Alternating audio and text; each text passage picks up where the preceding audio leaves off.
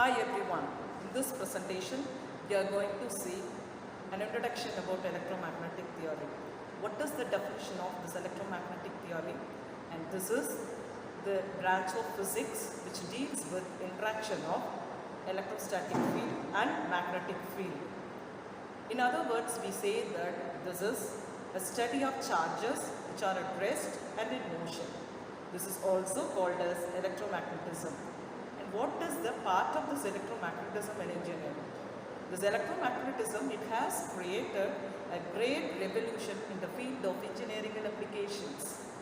And it is necessary to understand, analyze and design of electrical, electronics and electromechanical systems, and it is foundation for the technologies of electrical, electronics and computer engineering.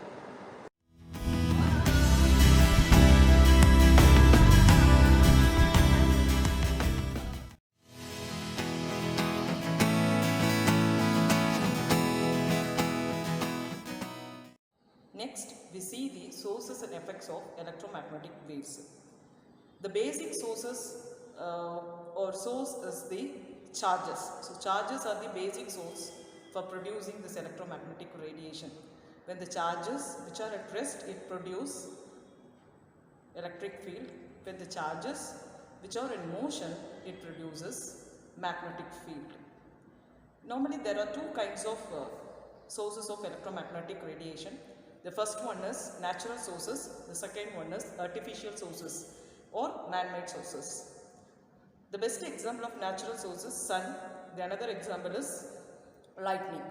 And these two sources which causes electromagnetic radiation in the earth. The second one is man-made sources.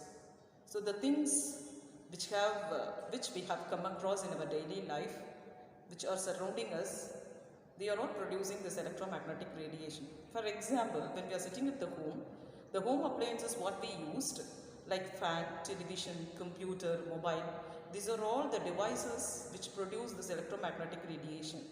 So outside the home there are a lot of sources available, like current carrying conductor, satellite communication, CCTV, lot of things. So these are all the man-made sources which causes electromagnetic radiation. So we, the human being, when we are sitting, we are continuously subjected to this electromagnetic radiation throughout the day.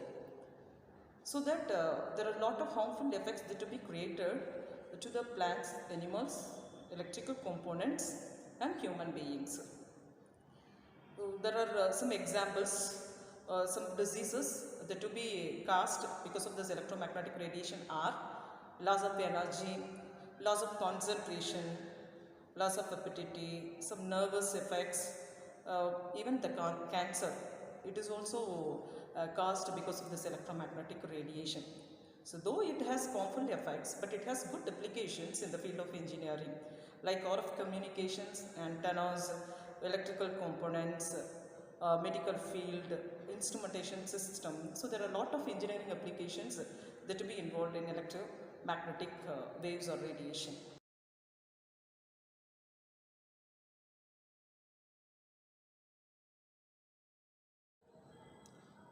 Next, we see the comparison between circuit theory and field theory. What is the difference between the circuit theory and field theory? From the definition, the circuit theory, it can be originated by its own, but the field theory, it can be evaluated from the transmission theory. So circuit theory, in this, the circuit, it can be formed by using the basic elements resistor, inductor and capacitor. So the basic parameters what we have taken in case of circuit theory are voltage and current. But in case of field theory, the basic parameter that to be taken are E and H, where E is electric field intensity and H is magnetic field intensity. For analyzing the system, we are using Laplace transform in case of circuit theory. But in case of field theory, we use Maxwell equations to analyze the system. In case of circuit theory, we used frequency as a reference one. But in case of field theory, we used wavelength as a reference parameter. And the circuit theory which is applicable at low frequencies, that is in RF range. But field theory which is applicable at all frequencies, especially in higher frequencies.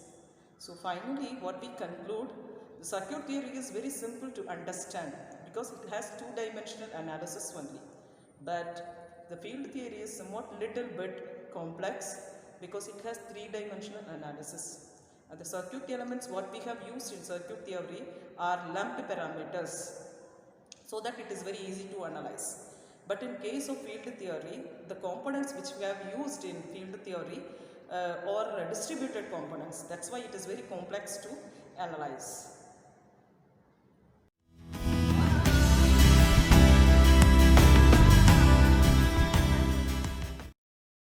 Next, we come to the conclusion session. In this summary session, we are going to conclude the things what we have discussed in this presentation. We started with the definition of electromagnetic theory, that is actually the interaction between circuit theory and field theory, the name it implies. And next we see the sources and effects of electromagnetic waves or electromagnetic radiation. There are two kinds of sources, one is natural source, another one is artificial sources. And there are a lot of examples we have discussed in case of natural source and man-made things. Next we just compare the circuit theory and field theory, and from this comparison we concluded that circuit theory is very easy to understand, where field theory is somewhat complex because it has three-dimensional analysis. Thank you.